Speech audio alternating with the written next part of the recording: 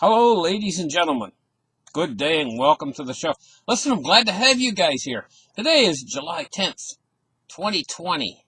Now listen, this is important. I think the Fed is making the single biggest mistake in the history of the Fed right this minute. Now, I spotted something maybe a week or two ago at the Fed website. I spotted that their balance sheet wasn't going up any longer. And I spotted that a while ago. But I didn't pay too much attention to it. Now I'm paying attention. Now I'm alert at what's happening with this. And we're going to get right in there. We're going to take a look at what's going on. Why I tell you guys this is a mistake is the market is totally dependent upon the Fed ever expanding their balance sheet. And if they start to draw back and tighten into this kind of weakness that we have right now, this is the biggest mistake they could possibly make, because what could happen is we could have an economic shock, a deflationary economic shock. I've talked about this for ages. I call it a spike event, a deflationary spike event. And I've been talking about this years ago. I said we could be coming in for a deflationary spike event.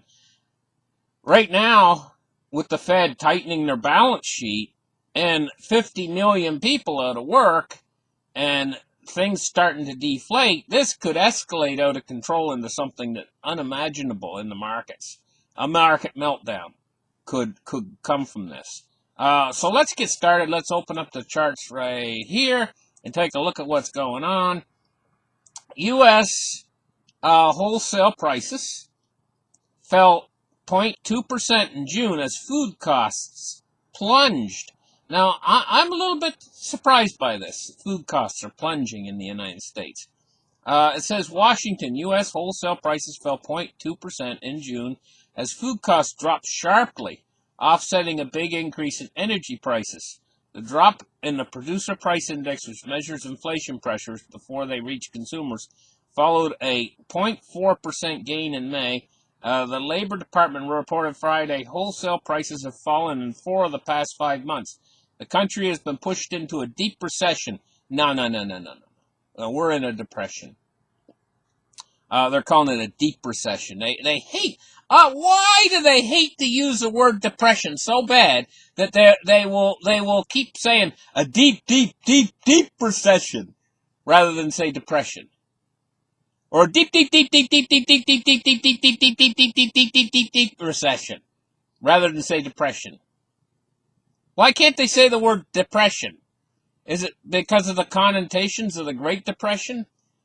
Anyway, it says the country has been pushed into a deep recession that is expected to lead to an unprecedented contraction of the economy in April through June quarter. It is likely the downturn triggered by the coronavirus pandemic will keep inflation muted.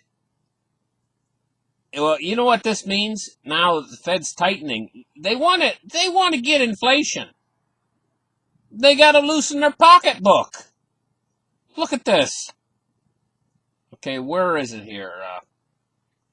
Assets. A Federal Reserve. You see, they were doing great.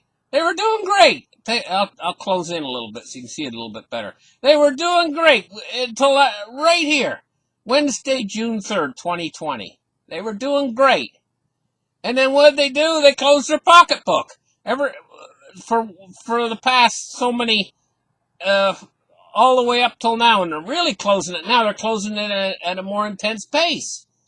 I'm going to tell you, you can't do that. You got to keep this line. See this line that's going up here?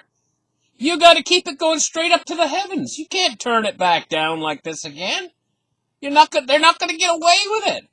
Because the shock, when it comes, it'll come suddenly. It's not gonna be one of these things where they see it coming. It's just you're gonna wake up one morning and the market's gonna be down 3,000 points. And you're gonna say, where'd that come from? And the next day it's gonna drop 4,000 again. That's what'll happen. Gold prices, they'll drop too. Silver prices will drop. Cryptocurrency will drop. Everybody will rush into the almighty dollar. And then the Fed will come along and say, okay, we're going to print 20 trillion of those suckers when everybody's in them. So this is like corralling everybody in. It's like when you corral sheep in and take them in through the gates into the slaughterhouse. They think they're going to be fed. And this is the way with all these market people and everything, you know? It's like you corral them all in, and you get them all into the dollar. That's what would happen if we get a huge bust in the market right now. A huge bust, a huge rift in the market. And gold prices drop, silver prices drop, cryptocurrency prices drop, oil prices drop. Everything drops. Okay? And they all run into the dollar. They're like all these little sheep running into this little pen, getting ready to go into the slaughterhouse. And then the Fed comes along next. What do? A few days passes, and the Fed comes along, and they make this line go not straight up. Like, see this line here is going up a little bit sideways. Well, the Fed will make and turn it straight up, and it'll make a U-turn and go straight up, and then all these guys will be trapped in dollars. And all these other assets like gold then will shoot to the moon. Silver, shoot to the moon. Crypto, shoot to the moon. That's when we're going to see the real moonshot. Not right now. Right now, watching gold and silver and watching crypto is like watching a toddler on the potty waiting for it. Waiting for him to get it done, you know? Come on! What's taking so long? We've been here 2 hours now. You need to go or don't you? That's what it's like watching gold and silver and crypto right now. No, when the real rally comes, it's gonna break the circuit breakers on the gold and silver. It's gonna break the circuit breakers. Snap, snap, snap. I think the circuit breaker on silver is like what, $4, $4. If it makes a move more than that up, that breaks the circuit breaker, they have to wait like an hour. So I forget exactly what the rules are. Then they start the market again. If it breaks the circuit breaker again, and I think they break it like 3 times, and then they let it go. That's what's going to happen. They're going to break through all the circuit breakers, and they're going to have to let it go. We could see gold and silver. We could see gold go up $200 in a day. Now that's a rally. What we're having now is just you know, it's tentative, and the reason why is, look, this trend line and the Fed's going down. They're trying to tighten, and that's why our rally's not really taking off. You know, this could end up being the biggest mistake that the Fed's ever made. Because if these markets precipitously really fall big, they'll get scared in the end, and they will capitulate. But what'll it take to turn the markets around at that point? 20 trillion? Honest to God, you know. So anyway, that's what we got facing us. Let's take a look at these markets today. Take a look at silver, 1863. It's up, down a penny. And that's what I say. They're not really going anywhere. Look, the last 3 days, you can just see they're going in along on this line here. Silver is at around 1860. That's the line that's going on. Okay, and gold. Same old story. In fact, gold's falling right now. You want to see falling? We get a bust up in the markets.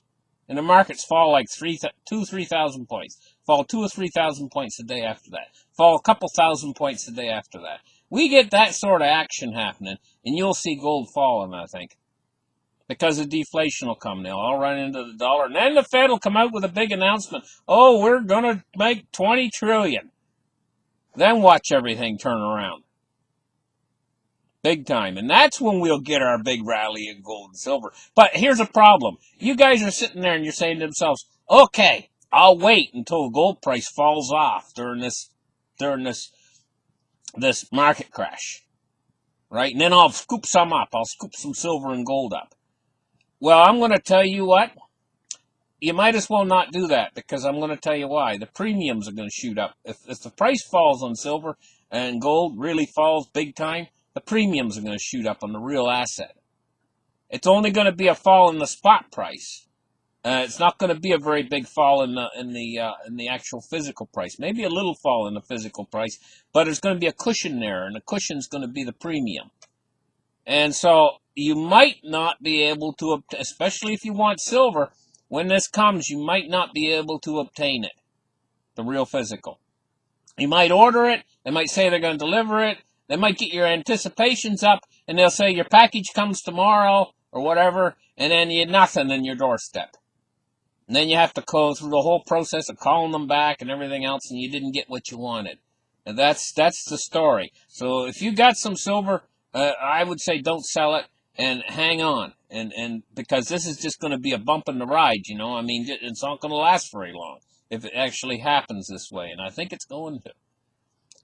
Anyway, let's take a look at this deflationary event. Basically, what I'm saying to you guys is if we do get this deflationary event, because of a mistake that the Fed's made, they will correct their error, and they'll correct it in a big way because they have no other alternative. They cannot let the system entirely melt down, and in order to stop it, they'll print whatever they have to print.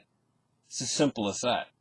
They're just being a little bit stingy right now. I don't know what brought out this stinginess. Perhaps the idea that they thought they were doing too much too quick.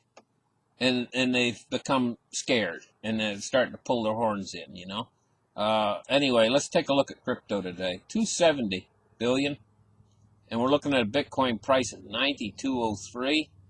Now let's take a look at the Dow. The Dow's up 185. Now you got to understand there's a lag. So the Fed, take a look at this.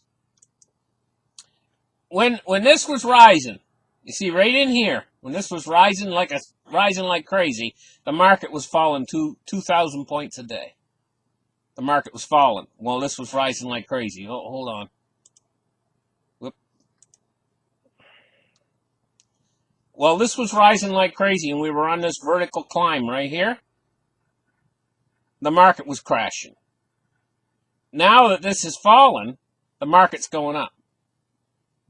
The reason for that is a lag. We're not going to see the effect of this falling off for just a little while further until the lag hits, and then it's going to see. There's always a lag in financial markets, just a little lag there, so you got to take that into consideration.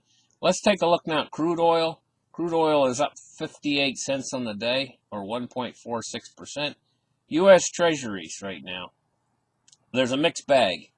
They're not moving much. The biggest mover right now is the U.S. 30-year. Was down 1 basis point at 1.29. We're looking at 0.61 on the U.S. 10-year. Okay, dollar index, and we're looking at a falling dollar.